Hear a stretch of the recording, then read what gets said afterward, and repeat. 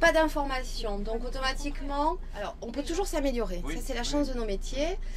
Qu'est-ce qui a été amélioré concrètement? La façon dont on gère les déchets maintenant, la façon dont on remplit nos zones de stockage, on le verra tout à l'heure, la façon dont on collecte le biogaz issu de nos déchets, d'accord, des choses comme ça. On a travaillé en fait, on a fait un travail de fourmi pour identifier toutes les sources d'odeurs. D'accord, il y a plein d'odeurs différentes sur un site comme le nôtre et on a apporté à chaque fois une réponse, une nouvelle méthode d'exploitation. On a mis en place des nouveaux modes opératoires pour maîtriser ces nuisances-là. Ensuite, l'inquiétude des gens portait sur la préservation de la qualité des eaux souterraines, le risque de pollution.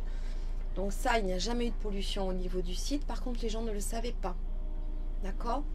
Donc le fait de travailler aussi, d'ouvrir le site, d'expliquer ce qui se passe a permis, tout est allé ensemble de toute façon, vous vous améliorez, vous générez de moins en moins de nuisances, vous expliquez aux gens ce qui se passe, vous les rassurez parce qu'au niveau sanitaire, sur un site comme le nôtre, on ne risque rien.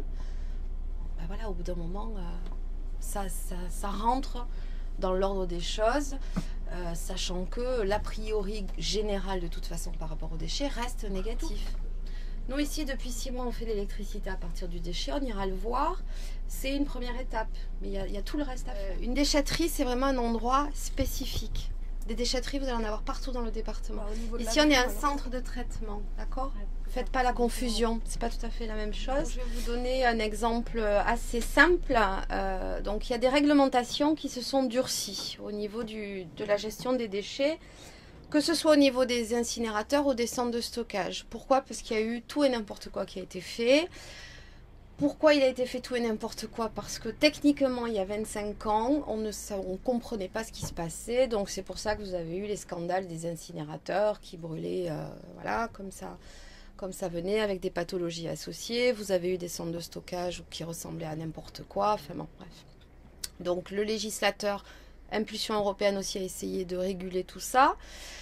Donc maintenant, on assiste, alors il y a plusieurs phénomènes, on assiste à des départements qui n'ont pas réfléchi, pris suffisamment en amont le problème, donc ils se retrouvent sans aucun exutoire pour leurs déchets. D'accord? Donc ils sont obligés d'exporter leurs déchets du département.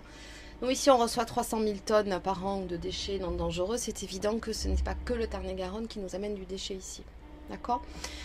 Donc on a ça. Sur la région Midi-Pyrénées, il y a 4 départements qui dans 2-3 ans n'auront plus aucun exutoire pour leurs déchets.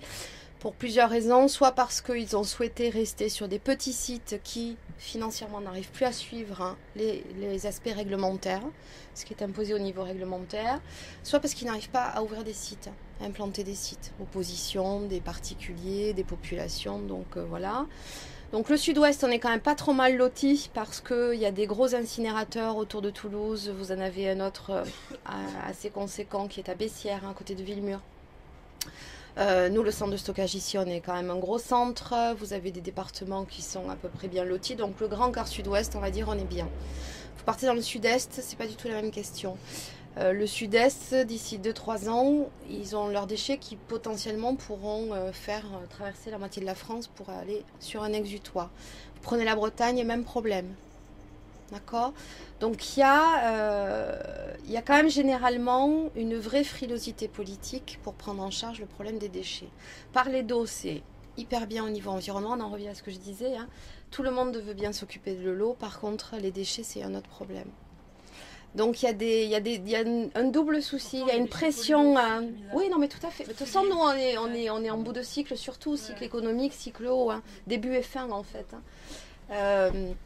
Donc il y a un double problème, le problème d'une réglementation qui se durcit, donc avec des sites qui ne peuvent pas suivre, se mettre au niveau, donc ils sont obligés de fermer. Et en parallèle, des politiques qui ne prennent pas en charge le dossier, la question des déchets. On peut mettre 10 ans à ouvrir un centre de traitement de déchets maintenant. Donc 10 ans, ça laisse du temps d'en produire. Sont les plus coûteux, bien sûr, parce que ça implique une technique du process, donc automatiquement, il y a des coûts associés. Donc généralement, la maîtrise des coûts passe sur, après c'est de l'économie d'échelle, donc sur un accroissement de la capacité. C'est ce qui s'est passé chez nous. Nous, on est un grand site, mais c'est aussi pour pouvoir au niveau environnemental mettre en place ce qui se fait de mieux.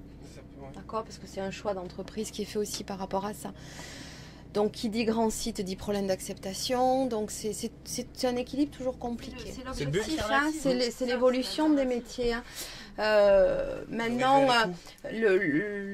l'idée à terme, à horizon, on va dire un cycle économique, donc 15-20 ans, c'est avoir des lieux où les déchets vont arriver, vont être intégralement retransformés, donc réenvoyés en filière en fonction de leur potentiel, hein, soit matière, soit énergétique, donc avec des machines qui vont trier tout ça.